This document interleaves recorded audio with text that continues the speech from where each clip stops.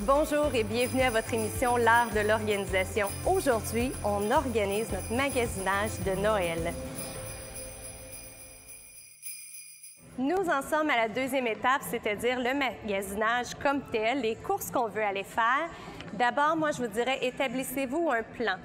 Si vous allez en plusieurs endroits différents, ça va être important d'aller décider dans quel ordre je vais faire ça pour ne pas faire la ville au complet, n'est-ce pas?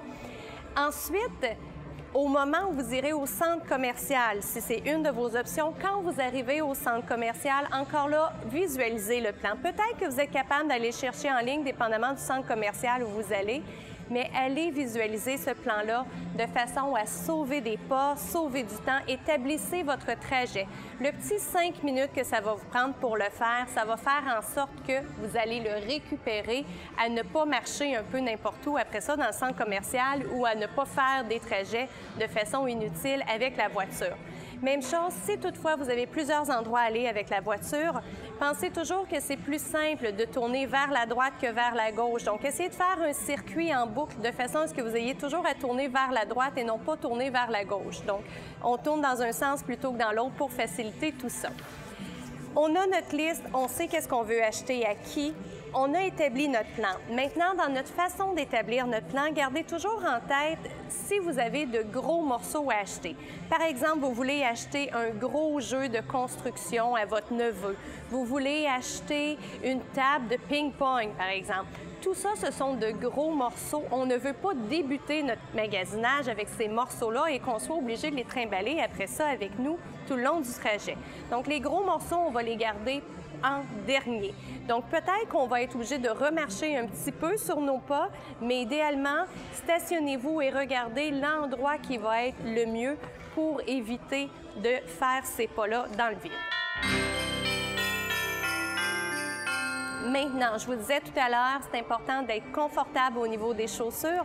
C'est également important d'être confortable au niveau de la température ambiante. Là, on va aller dans les boutiques, on va se promener beaucoup, on va avoir chaud parce qu'on a peut-être notre manteau d'hiver. Il existe dans la plupart des centres commerciaux des casiers. Des casiers qui fonctionnent avec de la monnaie, donc assurez-vous d'avoir de la monnaie parce que ceux qui fonctionnent juste avec des cartes, c'est impossible. On met notre manteau là, on peut même y mettre nos bottes et on s'amène une paire de chaussures pour notre magasinage. Ça va être beaucoup plus confortable.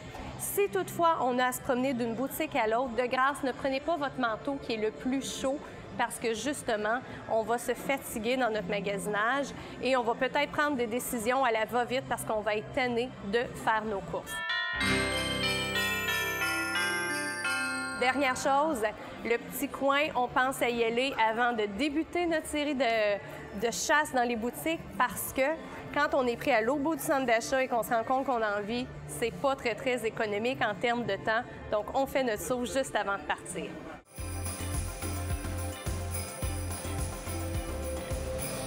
Nous en sommes à l'après-magasinage. Là, on arrive à la maison, on a nos sacs avec toutes les choses qui sont dedans.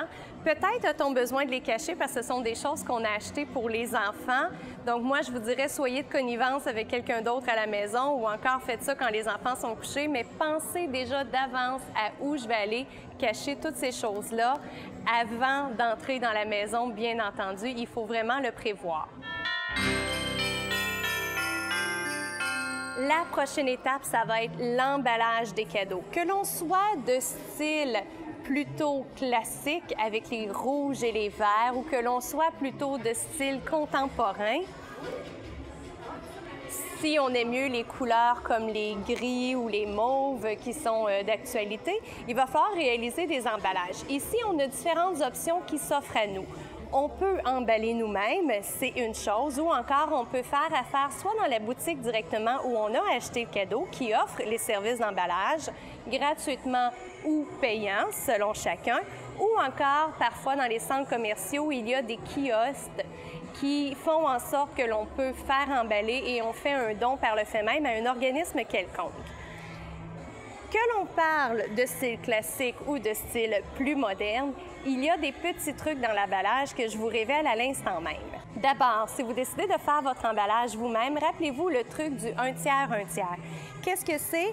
Si on veut aller se mettre un point central, comme ici la boucle avec la pomme de pin, on va aller diviser notre cadeau en 1/3 de façon verticale et 1/3 de façon horizontale, et c'est là qu'on va aller positionner notre élément central, là où on veut attirer l'œil sur notre cadeau.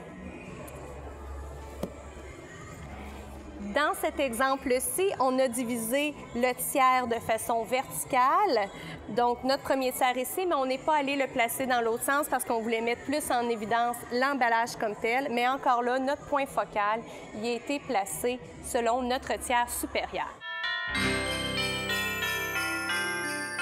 Également, il faudra identifier nos cadeaux de deux façons possibles, le nom de la personne à qui c'est destiné uniquement, ou encore le nom de la personne de qui ça provient et le nom de la personne à qui c'est destiné, dépendamment si les cadeaux arrivent du Père Noël ou si c'est quelque chose de secret que l'on veut faire.